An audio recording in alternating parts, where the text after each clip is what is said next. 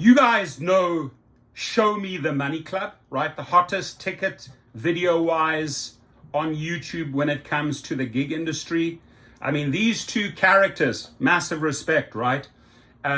Actually, I believed that Harry Campbell's channel, The World of Good. In fact, when they came on board with Show Me the Money Club, I just started seeing the subscribers in the channel skyrocket, right, on the Rideshare channel, because they research, they bring value, and they are not afraid, ladies and gentlemen, like me, to speak the truth. We need people, we need YouTubers to speak the truth, and the truth sometimes can be painful. This is probably one of the best videos that this duo has made, right? The gamification and the gamblification of the gig economy. And I'm going to jump right in, but he has, spoken to countless psychiatrists, psychologists, therapists, etc., about this issue. So he's not just like grabbing straws here. He is talking from a level of expertise, right? Knowing the gig industry and knowing how those factors play into this and create the gamification and create the gamblification, right? And a lot of this I can relate to what they are talking about. I've watched the video. I myself too, maybe people don't know that, but I have my business degree and my master's in psychology, right? To understand, drivers need to understand what the companies are doing to them. These two gentlemen, and by the way, Gig With It, that's his brand. Go online, get the merch. Gig With It, that's Sergio's brand. These two gentlemen understand those two G's, right? Gamification and gamblification. Yeah, and then going on, we kind of talked upon this with the app and the bells and the whistles, and it's part of the psychology behind it, and releasing endorphins, and the game. That was one of the big things that it was the game of playing Uber and Lyft. So it's the gamification and the gamblification that we've kind of been talking about over the last couple of weeks. So let's get right into that. Okay. Hello? Everybody good? Okay. We good? I don't want anybody to get offended, okay? Number one. Now, I've been talking to a lot of behavioral scientists, psychiatrists about this for a long time, okay? Now, they all equate the gig economy. I'm not talking just rideshare, in general. And this happens actually with DoorDash the most. But as I said in my, Uber support message, I go, this is such an easy thing. We pick up people point A, drop off people point B. We pick up packages point A, drop off point B, most of the time without knowing who the passenger or the customer is. And we pick up food, pick it up at a restaurant, drop it off at their door, take a picture, and we're out of there. Why is all this necessary, right? The reason for this is all of them unequivocally have said, Serge, you have to equate this to training a puppy or being at the casino sitting in front of the slot machine. Because that is what they are trying to get you to do. Why do we need all these bells and whistles, all these names, all these quests, the surge, the colors, the notification sounds? There are thousands of people who are behavioral scientists, psychiatrists, psychologists, social workers working at very high salaries at all these so-called high-tech companies, okay? They need this. They need to do this in order for you guys, the driver, to be trained properly. And when you do fall out of this training, the antidote for the training, by the way, is here. Okay? This is the antidote. This is the vaccine, people. It's been sitting on my head for the last, I don't know how many months now, how many weeks. Now, we're going to go a little deeper into this. To me, everything is based on principles of reinforcement. There's positive reinforcement, negative reinforcement. This happens with puppy training. This happens quite a bit in the casino in front of the slot machine, one-arm bandit. And just when you're about to walk away, the slot machine will throw a couple of cherries at you before you go to sit there. Well, this is exactly what happens when it comes to rideshare driving or the gig economy. These are not my words. These are experienced professionals' words that are teaching me this, and I kind of believe everything I read so far. Now, you guys may disagree with this. You guys may say this is denigrating. I'm not a puppy. Well, like it or not, you are being trained like a puppy. Maybe you're not, but you are being trained like one. So there is a thing called operant conditioning, okay?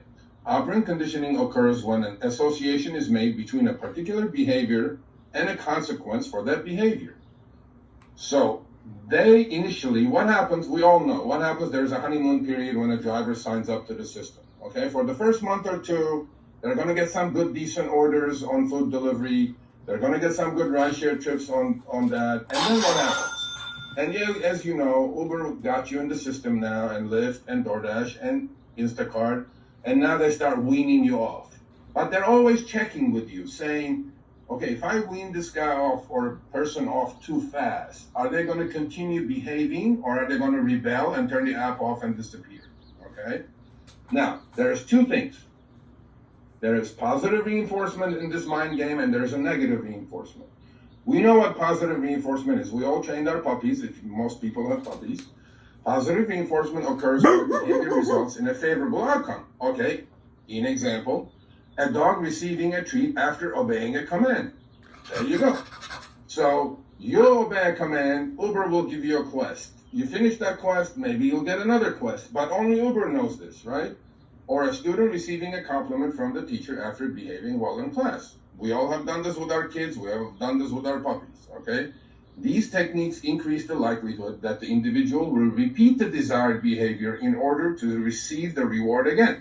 Now, compare this to your life in the gig world, okay? What part of this is true, what part of it is not true? Now, there is also a negative reinforcement, okay? Negative reinforcement occurs when a behavior results in the removal of an unfavorable experience.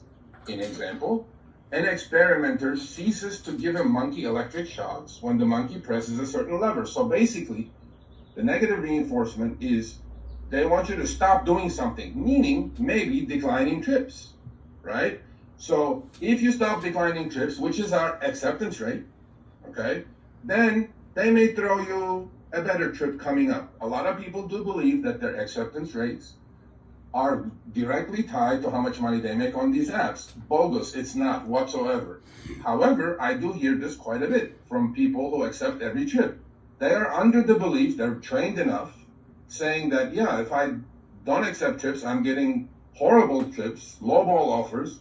If I accept the trips a lot, my acceptance rate is 90%, I'm getting all these good trips. Not so. So, in this system, it starts with this, right? Now, and on the next page, Chris, jump on the next page. All right.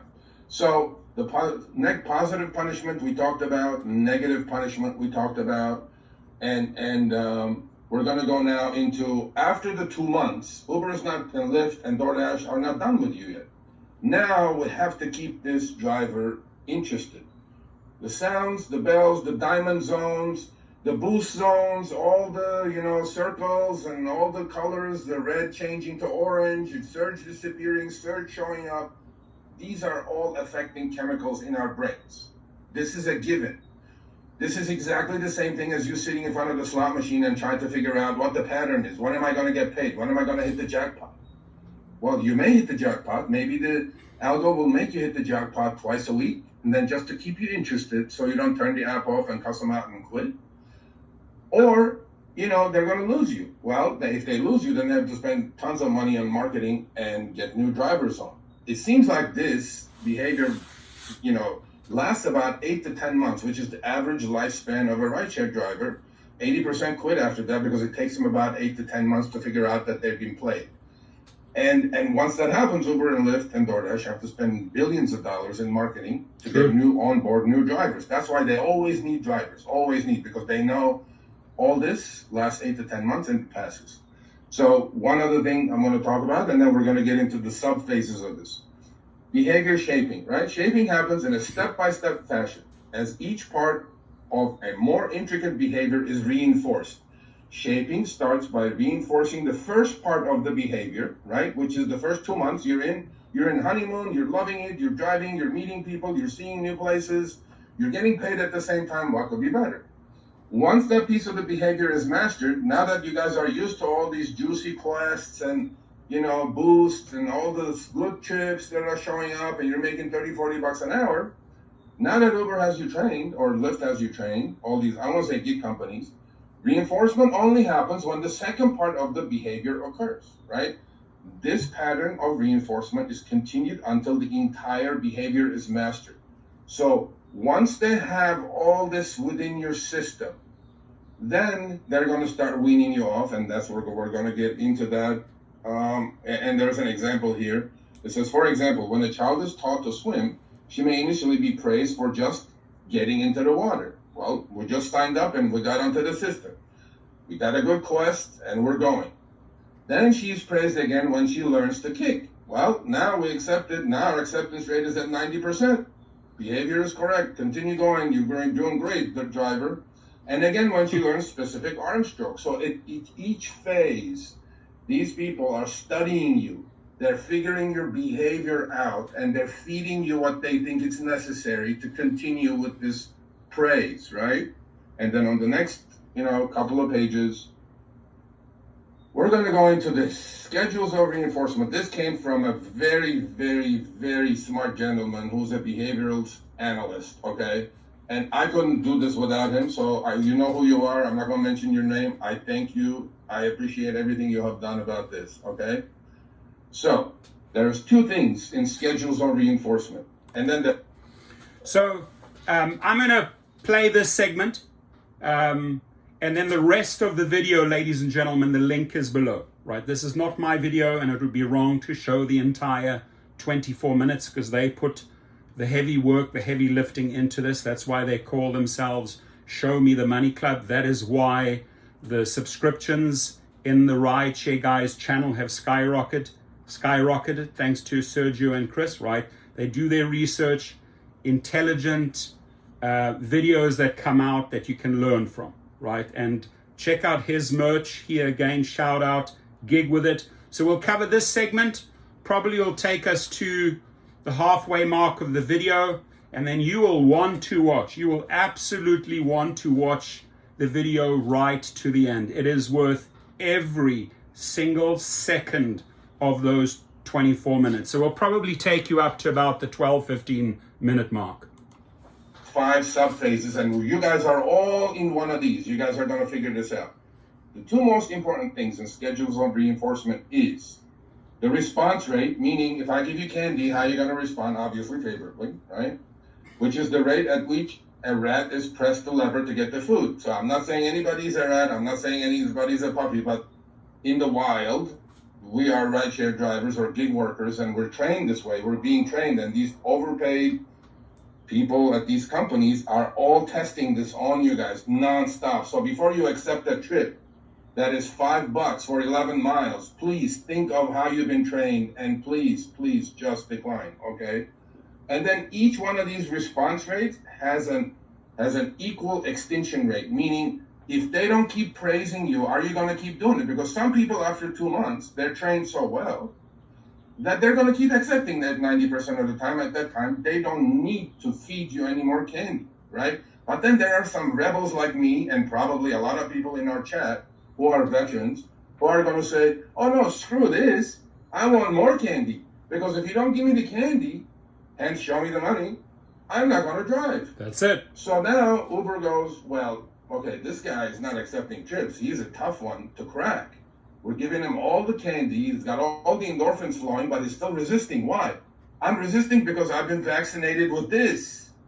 So please vaccinate with this. It's free vaccine, unlike other vaccines we've been through the last 3 years. Right here. This is free, people. This is free. Okay? Now, continuous reinforcement. It's pretty simple. An animal or human is positively reinforced every time a specific behavior occurs. Every time the lever is pressed, a pellet is delivered, and then the food delivery is shut off.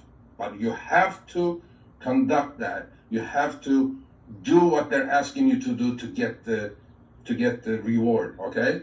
Now, and this gentleman broke it down in the response rate is slow, extinction rate is fast. Why? Because if you don't press the lever, you're not going to get the reward, right?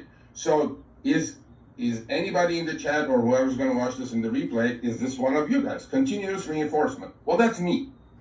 I need continuous reinforcement because I'm not buying it. I'm only been vaccinated with this. So you show me the money, I'm going to drive for you. My time is for sale to the highest bidder. I have 9 apps on my phone. Is it DoorDash? Is it Uber Eats this week? Is it Lyft, which was this week, and I even sent Chris the shots. You guys going to see it next week. Lyft goes, oh, well, this guy hasn't been driving for a while. They go, let's throw him something. They did. They threw me 26 trips for 400 guarantee. I knocked it out in a day and a quarter. I took their money. Good. And now I'm going to wait until the next candy shows up. Smart. Right? Because I have all the other apps that I go, okay, now this week my time is for sale to Uber. Maybe my time is for sale to DoorDash next week, okay? The second one is fixed ratio reinforcement. Behavior is reinforced only after the behavior occurs a specified number of times. One reinforcement is given after every so many correct responses, okay? For example, a child receives a star for every 5 words spelled correctly. Response rate is fast because the second you get it, you do something 5 times in a row, you're going to get a reward, and you go, oh, I'm going to do it 5 more times. Oh, I'm going to do it 5 more times to get my reward. And the extinction rate on this is medium. This is not the preferred method Uber and Lyft and DoorDash and Grubhub, all the gig companies use either. Because they don't want to keep putting out every 5 times. They don't want to keep putting out like me, only show me the money time. They don't want me. A and B is what the companies don't want. So please be A and B, get vaccinated. Now the third one is fixed interval reinforcement. This is after a fixed time interval providing at least one correct response has been made. An example is being paid by the hour. Another example would be every 15 minutes, half hour, a pallet is delivered, right? And then food delivery is shut off. Now, does this remind you guys of Lyft streaks? This is exactly what that is. Well, between 9 and 10, you got $15. Oh, also between 11 and 2, you got $15. Oh, right. See, this is exactly the fixed interval reinforcement. And response rate is medium, extinction is medium. So now, this is being tried with Lyft quite a bit these days. Watch the entire video, all 24 minutes. The link is under this video, right? The link to the Show Me the Money Gamification and Gamblification, well explained, backed up with the literature, backed up with examples, right?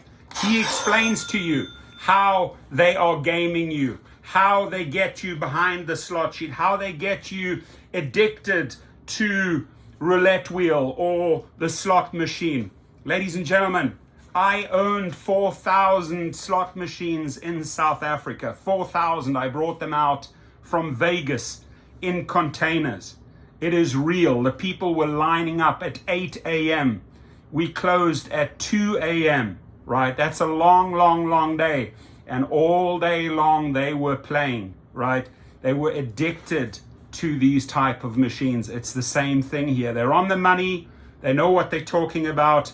Go get his merch online, gig with it, and like and subscribe to Show Me the Money Club. These two gentlemen are doing gig workers a service. Thank you for this excellent video.